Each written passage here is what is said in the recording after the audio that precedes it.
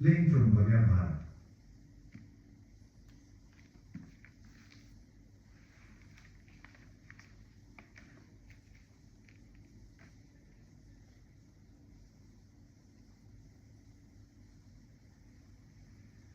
श्री ग्वाल भक्त जी।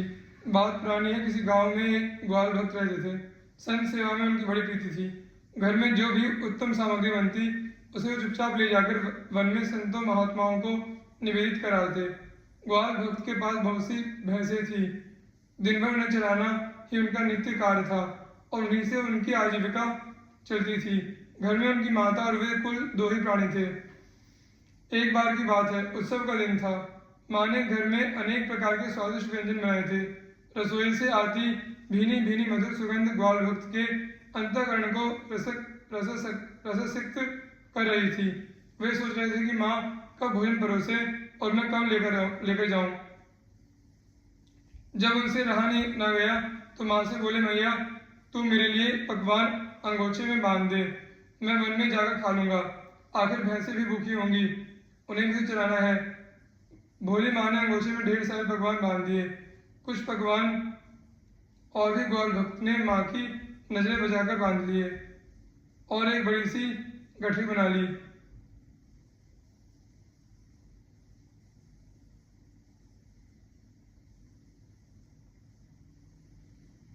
आज घर पर उत्सव होने के कारण वन जाने में विलंब हो गया था। बाहर द्वार पर बंधी भैंसें भी रंभा रही थी। ग्वाल भक्त जी ने शीघ्रतापूर्वक भैंसों को बंधन मुक्त किया और सिर पर व्यंजनों की गठरी रखकर चल दिए वन की ओर।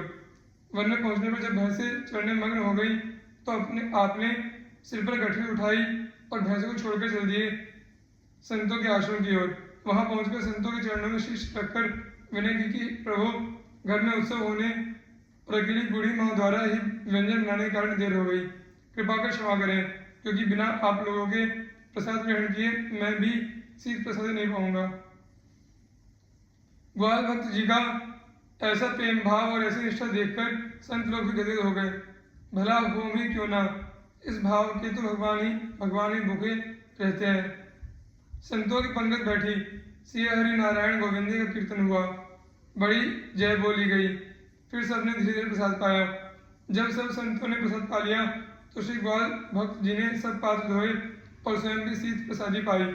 तब पुनः वहां आए जहां भैंसों को चढ़ने के लिए छोड़ गए थे। वहां आकर देखा तो सभी भैंसें गायब।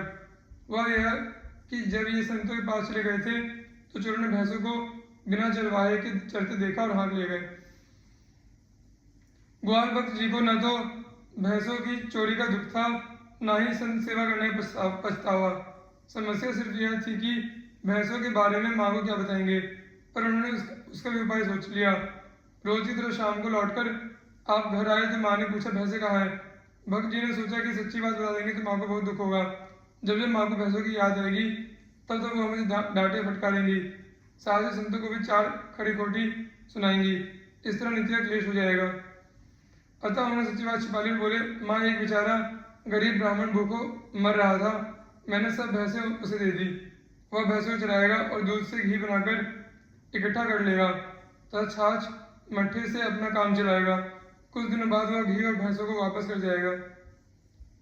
माँ के ब्राह्मणों के प्रति विशेष भक्ति थी, अतः कुछ नहीं कहा और बेटे के इस कार्य को उचित ही माना।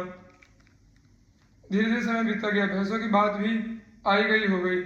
बीच में कोई माँ पूछती भी तो भक्त जी कह देते कि ब्राह्मण बेचारा गरीब है, जैसे उसकी आजीविका की कोई अन्य व्यवस्था हो जाएगी वह भैंसों को वापस कर जाएगा। भक्त जी यह बात केवल माँ को समझाने के लिए नहीं कहते थे, बल्कि उनके मन में दृढ़ विश्वास भी था कि संतों की सेवा के प्रताप से मुझे वैसे अवश्य वापस मिल जाएंगी। अब उनके इस भाव की रक्षा का भार भगवान पर था, क्योंकि संत तो भगवान के प्रतिनिधि ही होते हैं। कुछ दिन और बीत गए। दिवाली का त्योहार आ गया। चारों ओर पटाखों, मिठाइयों और पकवानों की धूम थी। मस्ती का माहौल था। भगवान की प्रेरणा चोर भी उत्सव की धुन में उन्मत्त थे। उन्हें भैंसों का खूब श्रृंगार किया, उन्हें चांदी की हंसुलियां पहनाई, सींग पूछ सब अलंकृत किए। उनकी प्रवृत्ति थी तामसी, अतः उनके लिए यही उत्सव था। रात भर आतिशबाजियां और पटाखे छूटते रहे। अचानक किसी बालक ने भैंसों के पास जाकर पटाखे की एक लड़ी जला दी और वे चारों ओर धाए धाए करके दगने लगे। भैंसों के लिए यह एकदम नई स्थिति थी। फिर क्या, वे सब रस्सी तोड़कर और खूंटे उखाड़कर भागी।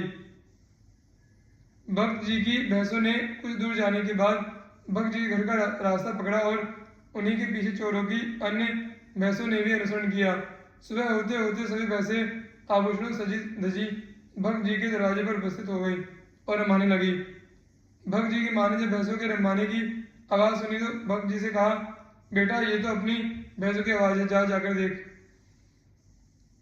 भक्त जी ने जब बाहर आकर देखा तो थके से रह गए। उन्होंने माँ को आवाज़ दी, माँ देखो अपनी भैंसें आ गई हैं। बेचारे ब्राह्मण ने भैंसों का ड्योढ़ा दुना कर भेजा है और घी बेचकर आभूषण बनवा दिए हैं। माँ ने देखा तो आश्चर्य से कहने लगी, बेटा जिसके पास खाने का भी इंतजाम नहीं था उसने भला आभूषण कैसे बनवा दिए? घी बेचने से इतना पैसा कैसे इकट्ठा हो सकता है? माँ की बात सुनकर भक्त जी ने सारी सच्ची घटना सुना दी। माँ ने खुश होकर कहा, बेटा यह सारा धन संतों की कृपा से मिला है, मुझे तो मेरी भैंसें मिल गई, यही बहुत है। तो इन आभूषणों को बेचकर प्राप्त धन से संत सेवा कर दे। इस प्रकार भगवान ने संतों की कृपा और सच्ची संत भक्ति का प्रभाव दर्शाया। भक्त माल के टीकाकार श्री प्रियदास जी ने इस घटना का एक कवित्व में इस प्रकार वर्णन किया है। भयो एक ग्वाल साधु सेवा 16 साल करे परे जोई हाथ लेकर संतन खवावही पायो पकवान वन मध्य गयो ख्वाइबे को आइबे की ढील चोर भैंस सो चुरावही जानी के छिपाई बात माता सो बनाई कही दही विप्रभु को घृत संग फेरी आवही दिन हो दिवाली को उन्हीं पहिरायो हांस आई घर जाम लिए राम कह सुनावही। श्री श्रीधर स्वामी जी। श्रीमद् भागवत के टीकाकारों में श्री श्रीधर स्वामी का नाम अग्रगण्य है। उनके गृहस्थाश्रम की बात है।